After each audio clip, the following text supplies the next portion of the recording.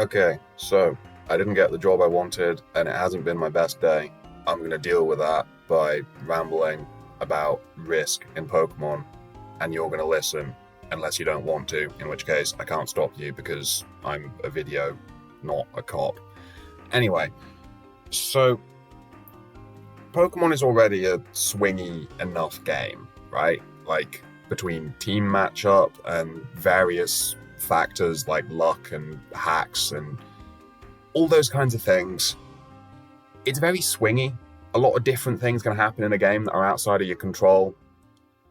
And so, because of that, one of the kind of marks of a truly great Pokemon player is consistency, the ability to consistently perform well despite all of the fuckery that can happen in a game of Mons, which, is part of the reason why Mons is so great, right? Because if you don't want any kind of randomness or matchup or mind games or incomplete information, then you should be playing chess.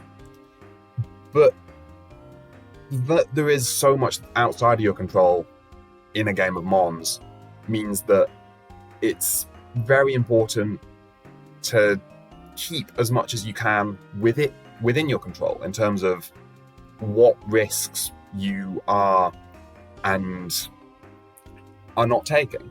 And risk management, I think, is a very underrated skill in the skill set of a Pokemon battler, in that it's quite easy to kind of go, oh, they made this incredible read. They're such a good player. They're so good. How did they know that the opponent was going to do that?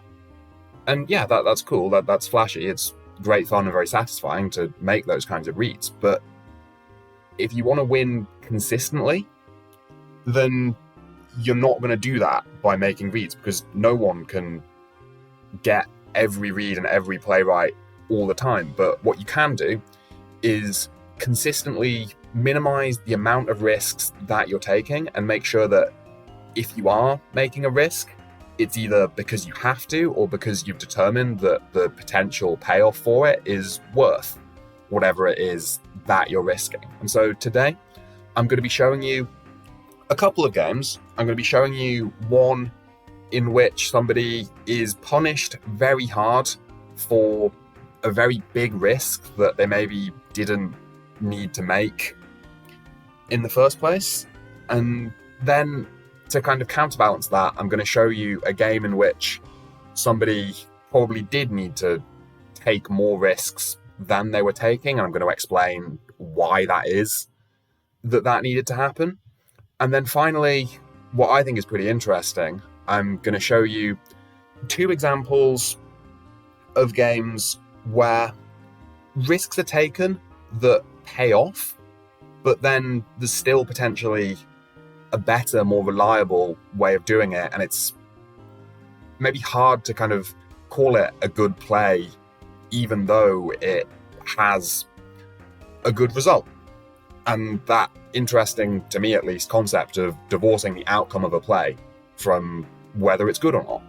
So with that, we're going to get into it, and the first game that we have here is Specklin against Joe.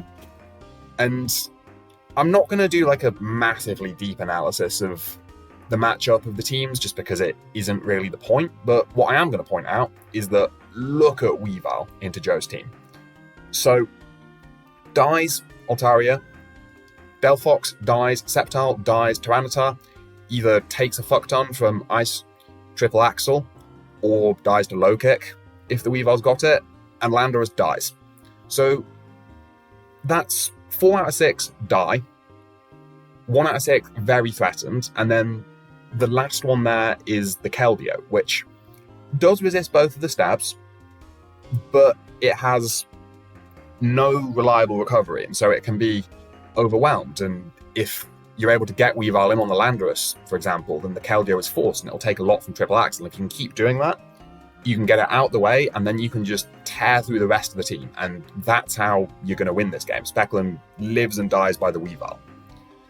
And so because of that, he's going to need to be getting it in safely, making progress with it wherever possible. So we'll see if that happens. So Gardevoir lead into Keldeo. That's, pretty good start. You get your Psychic off, you get some nice damage. And the Delphox is going to come in, and this is admittedly kind of a difficult mon to switch into, in that the Quagsire could get grass knotted. Shadow Ball is a possibility that you don't want the Victini taking. It would live on, it wouldn't be the end of the world, but I can see why you don't want to go into it. But none of those things happen. Hard Weavile, Fire Blast, dead. And so that's turn 2, that your biggest defensive threat, your Wincon, is just gone. And when asked why he did that afterwards, Specklin was saying, I thought the Delphox would Calm Mind, or like Grass Knot or Shadow Ball or something. And that's kind of the thing, is that this is kind of where the thought process is stopping. Like, he's just kind of gone, oh, well, I thought it'd do this. Whereas what you need to be kind of doing is going, okay, I think this is going to happen, but what happens if I get that wrong? And sometimes that will just be, you take a bit of damage, you lose some momentum, whatever, or you maybe lose a mon that you don't need. In this instance, what happens if you get it wrong is your big win condition just dies. And so, obviously, that's horrible. Like, even if you think they're going to Calm Mind, they're going to Grass Knot, they're going to whatever, you still shouldn't be risking the Weavile, just because if you get it wrong, you pretty much lost the game. And I do just want to emphasize quickly that Specklin, it's his first time doing a draft. He hasn't done very much mons before. And so, as I always like to kind of emphasize with these things, like, I'm doing this not to like shit on him or anybody else, but to hopefully kind of help explain some kind of beginner mistakes and help people to improve. But yeah, so that's the first example, is a risk that really didn't need to happen. And so if it paid off, then yeah, you get like some damage on the Keldeo to begin with, but it doesn't pay off, you have just lost your Weavile, and now you're pretty fucked. So I'm going to put it on fast, and the rest of the game, I'm not going to analyze too specifically or in detail, but just Joe is able to get progress so much more quickly when there's no Weavile that can come in and revenge. Like, look here, the Quag goes down. Wouldn't it have been great to have a Weavile here that can just come in and get a big hit? But there isn't that, and you just don't have a way of matching the pressure that Joe's able to put on. And so everything else is just gonna crumple, even as the Victini dodges a Fire Blast. It's just not really enough. And I'm kind of struggling for things to say to keep an interesting commentary going. I suppose one thing that's kind of cool is that we see from that damage that Joe saw the threat of Weavile to his entire draft, and so he was a max Fizz Def Keldeo to be able to withstand it for as long as possible. But even then, it would still get knocked off and then get whittled down by repeated triple axles. And the rest of it can just go on hyper fast, as Big Boy Subseed Sceptile is going to be the thing that'll clean up the rest of the game from here. And we see again a triple axle that would hit through the sub and then do more damage. That would have been really, really great, but you don't have that because you risked your Weavile on turn 2.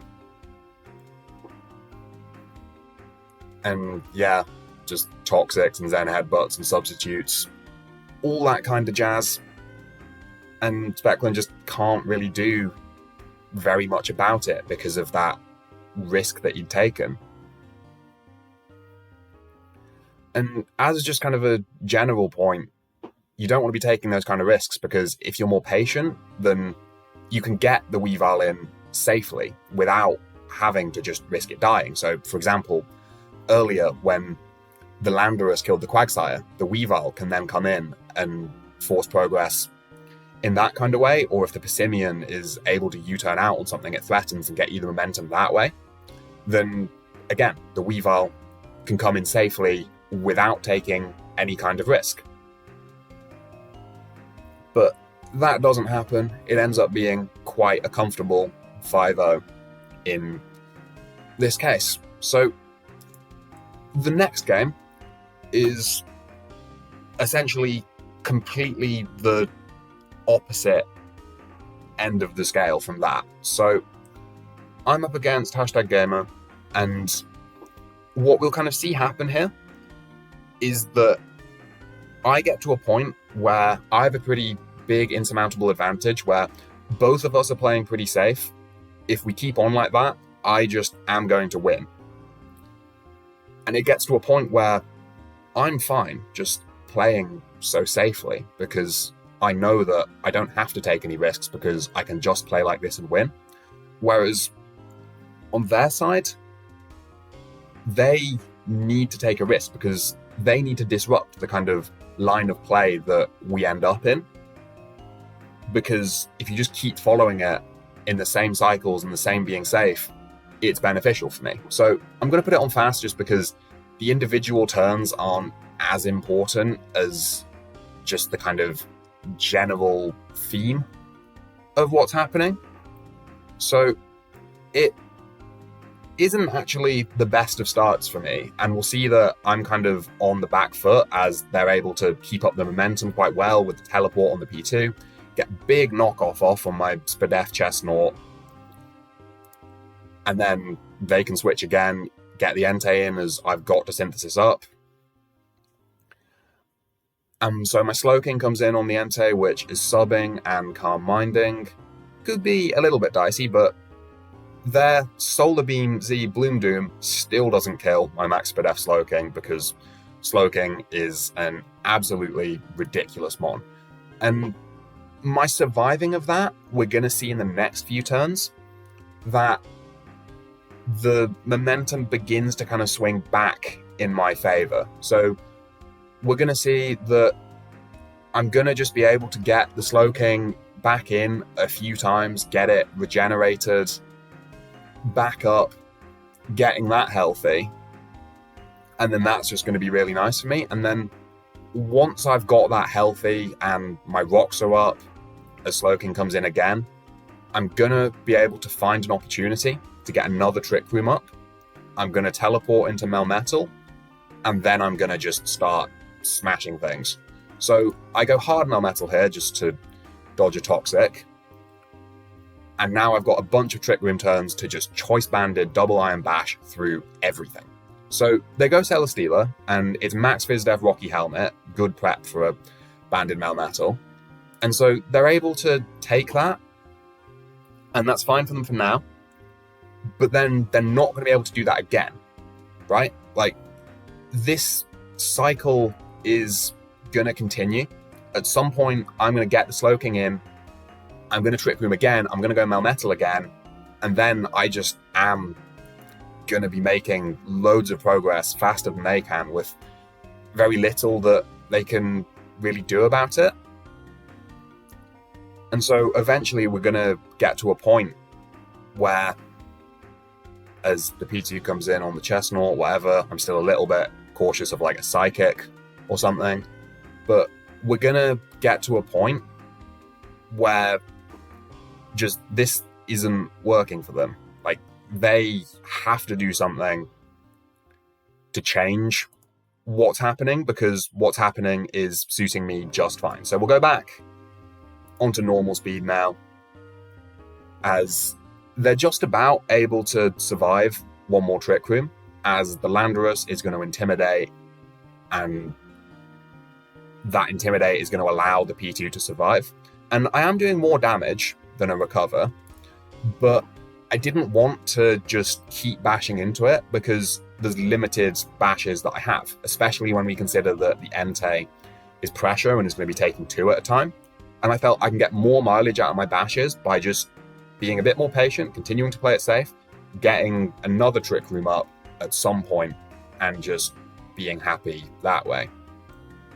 So Chestnut is going to come back in here. Giga Drain, this is all pretty whatever. Dragon Pulse, Hammer Arm, sure. again, that's pretty whatever. The Lando comes back in as I'm doubling into the Rotom. All of this is, again, just kind of like, sure, and kill that, sure, cool, whatever. Crawdaunt comes back in, and Chestnut I was just trying to sack it, really, because I don't think they'd realised that I was Choice Scarf, which, in fairness, there wasn't confirmation of it, but I was just kind of going, well, this is the freest Cloud Hammer in the world, or not, either works. I can just get rid of this, which I don't badly need anymore. But the Jet allows me to hang on to the Chestnut. This is all nice. Get a kill with big Indeedee. And then Entei comes in here. And this is prime time to double Crawdaunt. In that,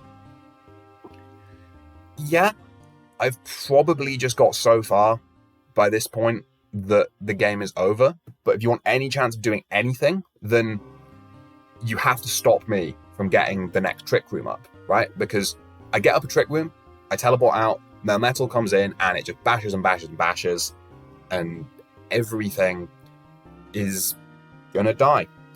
And what's also kind of interesting is that you're not actually that far away from Crawdaunt being able to win. In that the Hippo is gonna die, the Slowking is gonna die, the Melmetal at this range, I believe it is in range of a Choice Banded Crawdaunt, or at the very least, it'll be close. The Chestnut is very weak, and so that's 4 Mons that you're outspeeding and killing. You can Aqua Jet the Rotom and the Indeedee. As long as it hasn't locked itself into Energy Ball, then you're vibing. And so the point is that if you can prevent me from getting the Trick Room up, it's probably still my game, but there's chances, right? Like, your options are either kind of continue being kind of like slow and safe and not taking any kind of risk, or take a risk and have a chance, right? Like, it's take a risk and call it a 10-15% chance of winning, or don't take any kind of risk and the game will last for a bit longer. You won't die for a while, but it is still an overall 0% chance of winning. So I just make the very safe, very obvious Slowking play here as they substitute. And yeah, that's just where I think it had to be Crawdaunt if they wanted any chance of getting back into this game. Because we're going to see now that Entei, having spent its Z, it's just far too slow and it just can't really do anything. So it's going to absorb light for a Solar Beam, and if you're spending 2 turns to do 39%, that's just not enough. And so they sub again as I teleport out, and Bash hits twice, so it's gonna just smash straight through. And there's not really that much else to say, as Melmetal is just gonna click double Iron Bash a lot of times, and everything is gonna melt. And so this is one of those where, as we got to that kind of mid game of like, they're bouncing around between like P2 and Landorus and Celesteela, and I'm bouncing around between the Slowking and the Hippo and the Chestnut and the Rotom. That's when you kind of have to identify, okay, who is this benefiting if we just keep doing this and maintain the kind of status quo of how the game's going? And in this situation, it's me, because I can just go Melmetal and bash, bash, bash, bash, bash, everything's dying. Whereas they don't really have an equivalent that they can do unopposed, and so they have to stop me from Trick Rooming and getting Melmetal in if they want any chance of winning. Even though, like, if I had just clicked Energy Ball again into the Entei, then the Crawdaunt would have died. Yeah, that'd suck, but it's a risk they have to take because they can't win otherwise. So there you have the kind of other end of the spectrum of when you identify, okay, I'm losing as is, I'm on the back foot, I have to find a way back into this game, that's when you should start taking these kinds of big risks. And if it wasn't turn 2, if it was turn 35 and you're fucked and very on the back foot, then in that situation, then the Weavile on the Delphox that you think is calm minding might be a bit more excusable. It might make a bit more sense in that you're going, okay, well, if they do calm mind or make the slow play or otherwise don't flamethrower, then I've got the momentum that I desperately need. I can get a kill. I have to. I'm back in some kind of way. That's the only way that I'll win.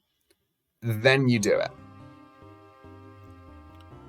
And so those are the two kind of sides of the coin of unnecessary risks, risking too much for too little benefit, versus playing too safely and not taking a risk, even in a situation where you're only going to win by taking a risk.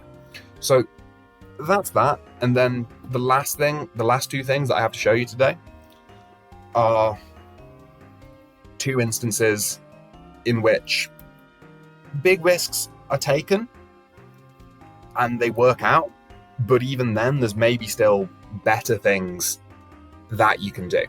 So this is an endgame state of Rob against Moomin, and I'm not analysing the first 33 turns because they're not relevant to the point I'm trying to make. Like, it was quite an interesting game, but it's outside the scope of this video. So what you need to know, there is a Diggersby, which is Choice Scarf locked into return, and then Moomin's last mon is this Ninetales. And so, that kind of looks like a bit of a blowout, right? Like, Rob's got it. He's got loads of mons left, but it's not actually as overwhelming as it would look, because of the remaining mons, Cobalion is a defensive set. It will get melted by a weather ball. Volcarona is asleep and low and will die. Rotom is very low and will die. Scizor is paralyzed and low and will die. So you've actually only got this Choice Scarf Diggersby that will outrun and be able to kill the Ninetales. And so you're locked into return. Return is a roll to kill the Ninetales. And then, as we've kind of established that the remaining mons all kind of melt, it suddenly gets really dicey, because if you don't make the roll, the only thing you can do to kill the Ninetales, which will be left on like 5-6%, is Bullet Punch with the Scizor. The problem being that the Scizor was paralyzed, and if it gets fully paralyzed, then it will die, and then all the rest of your mons will die, and then you've been reverse swept by the Ninetales. And so the way you can avoid this is you can sack the Rotom, go back into the Diggersby, and then just click Earthquake for a guaranteed kill. And it is unlikely that you'll lose, in that you have to miss the roll and you have to get fully paralyzed. And I can't remember what the roll was, but say it was a 50-50, and so Rob felt okay going for it. You'd have to miss the roll and you'd have to get fully paralyzed. There's a 50% chance of killing on the roll, then a 25% chance that you're fully paralyzed. So overall, that if both of those things happen, that's a 1 in 8 chance.